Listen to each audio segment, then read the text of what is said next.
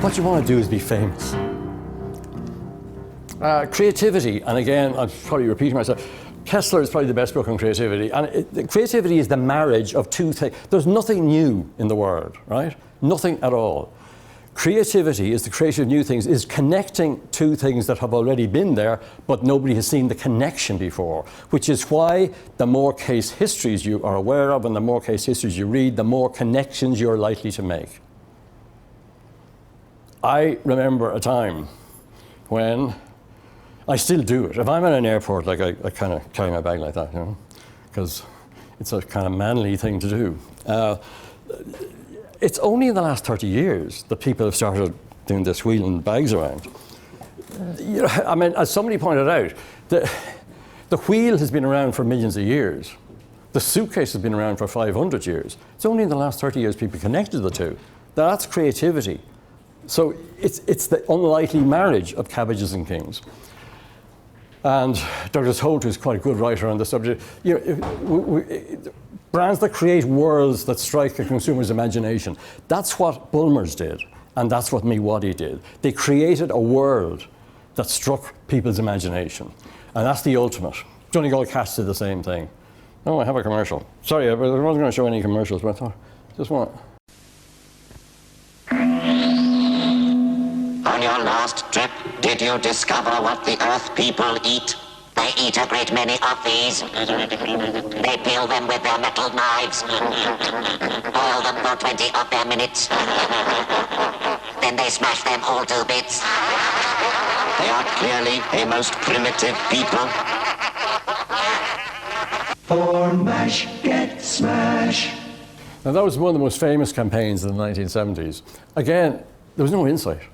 It was just a brilliant idea. It was a guy called John Webster, who was one of the funniest people who ever graced an advertising boardroom, the creative director of Bowes, Massimi and Pollitt, and it was just pure genius. And it was that kind of looking at our problem from a different, how do we get people to eat this muck, which was smash? It was an appalling product. And you just do something totally different. And he looked at the problem from a completely different angle.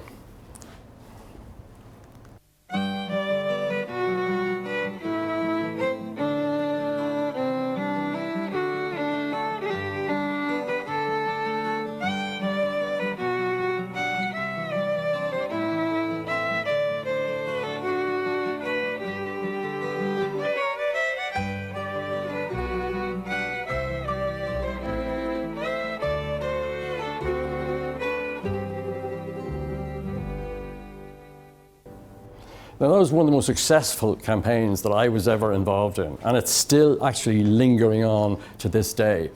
And why was it a success? There was no research. There was no planning. No nothing. The only reason why it was kind of expensive enough to make, the reason why we have to be very careful now saying this, the reason why we were allowed to make that commercial was because the marketing director was having a row with a company and he was about to be squeezed out. So he said, go ahead.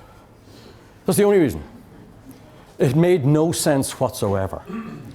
Except, and this is a point I want to kind of almost end with, sometimes creative people have an intuitive feel for what's happening out there in society. That ad was made in 1986. Ireland had come through another rough period, and we were starting to regain self-confidence. There was something in the air, but you couldn't have put your finger on it, and research wouldn't have told you. But, you know, we were about to beat England 1-0 in Stuttgart. We were about to elect a woman prime minister. So there was something in the air. And that's actually quite a sexy commercial. But it didn't, ostensibly made no sense whatsoever. But it became the most popular commercial in the country. A huge impact on sales. More important, a huge impact on the staff in Bord na Móra, who, you know, it was their commercial that everybody was talking about. So very successful, but hard to put your finger on why.